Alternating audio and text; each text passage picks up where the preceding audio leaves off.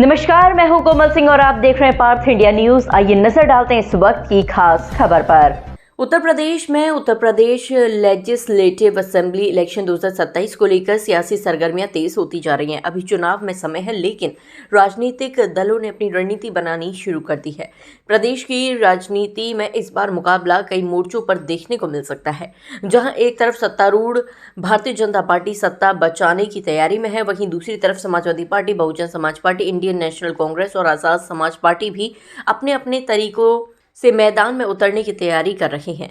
सपा की रणनीति, पीडीए का फॉर्मूला। सबसे पहले बात करते हैं अखिलेश यादव की पार्टी समाजवादी पार्टी की। सपा इस बार अपने पीडीए यानी पिछड़ा, दलित और अल्पसंख्यक समीकरण पर जोर दे रही है। पार्टी का मानना है कि अगर इन वर्गों का वोट एकजुट हुआ तो 2027 में सत्ता की राह आसान हो सकती है। अखिलेश यादव ने साफ कर दिया है कि टिकट उसी को मिलेगा जो जमीन पर मेहनत करेगा और जनता के बीच सक्रिय रहेगा। यानी सपा इस बार सिर्फ बड़े नामों के बजाय ग्राउंड लेवल के नेताओं को मौका देने की रणनीति बना रही है।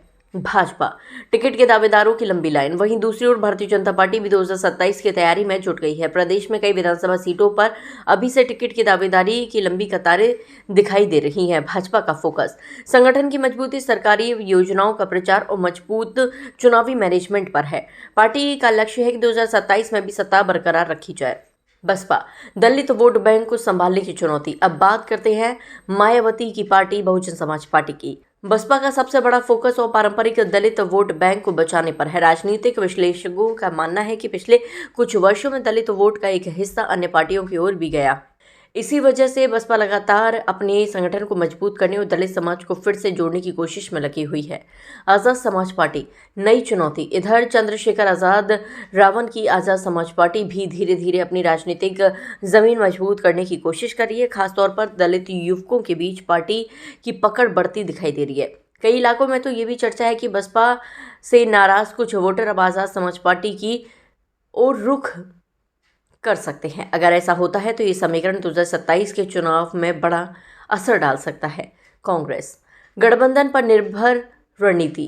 वहीं इंडियन नेशनल कांग्रेस की स्थिति उत्तर प्रदेश में अलग नजर आती है। राजनीतिक जानकारों का मानना है कि अगर कांग्रेस गठबंधन में चुनाव लड़ती है तो कुछ सीटों पर जीत की संभावना बन सकती है, लेकिन अगर पार्टी अकेले मैदान में उतरती है तो सीटें जीतना उनके लिए चुनौतीपूर्ण हो सकता है।